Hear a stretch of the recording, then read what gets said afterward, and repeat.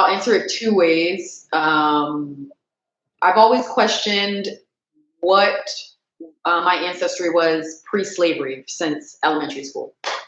And I've never actually thought about taking a DNA test because I'm kind of a conspiracy theory believer. And at the time when it became such a big thing, 23andMe, my older sister did it, and they were saying like they was taking black folks' DNA and blood and doing all this stuff with it. So I actually met Marlon while I was on a spiritual journey, taking an Uber ride to a dance performance. And we got talking. Y'all know Marlon like to talk. I like to talk.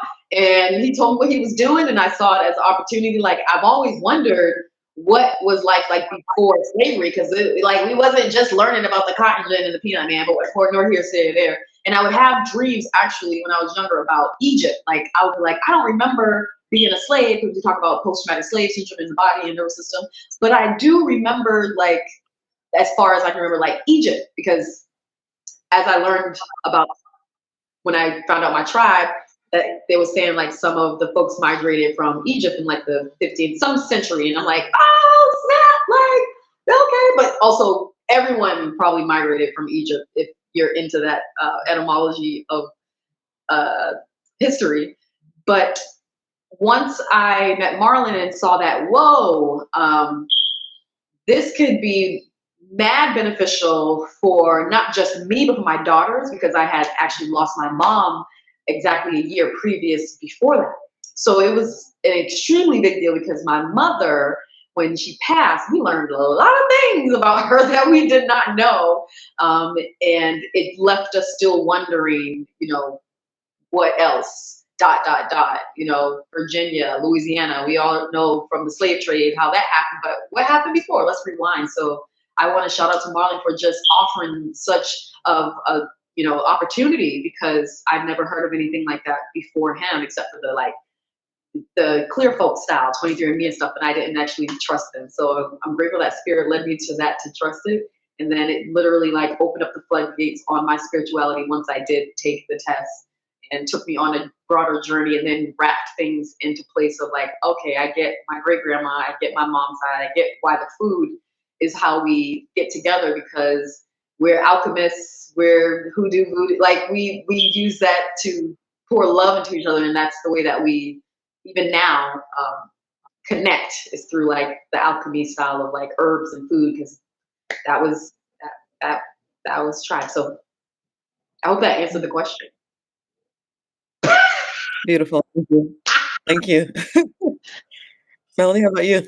Well, two things. One is when I found your program last year, I was trying to figure out ways. My family had just, I guess it'd been a year at that point, come back from South Africa, and we're kind of wanted to still be connected in some ways, or have some traditions that maybe I hadn't explored.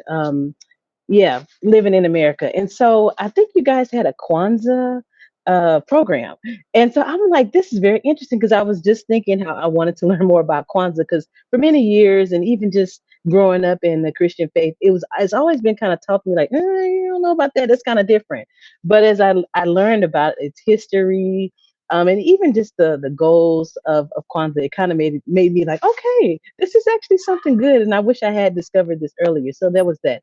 I have a husband. It's the second thing, and he is a native Texan, wearing cowboy boots and all, and he has done a lot with his ancestral work.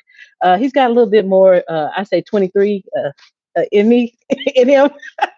And so he has been just exploring that. He wrote a book earlier this year about his family history. So not that I was jealous, but it would be nice to know where my people have come from. And so those are definitely motivating factors. And I guess I might as well say this is because I have studied, the Bible and try to live according to its principles, is that's one of the things that I see in the Old Testament, is how they can chronicle their history. When I was in South Africa, and you've mentioned it earlier, I could go to a Xhosa person, a Zulu person, and they could tell me their clan through each generation. And so it did grieve me that in terms of like my kids, they don't have a start. It's like we kind of guess and ho hum, but just some of the pride, the identity, and even just like when you know where your people have come from, it changes you. It changes how you live. And so that's probably would be the third thing that really kind of propelled me to wanting to know more about my people. Awesome. Powerful.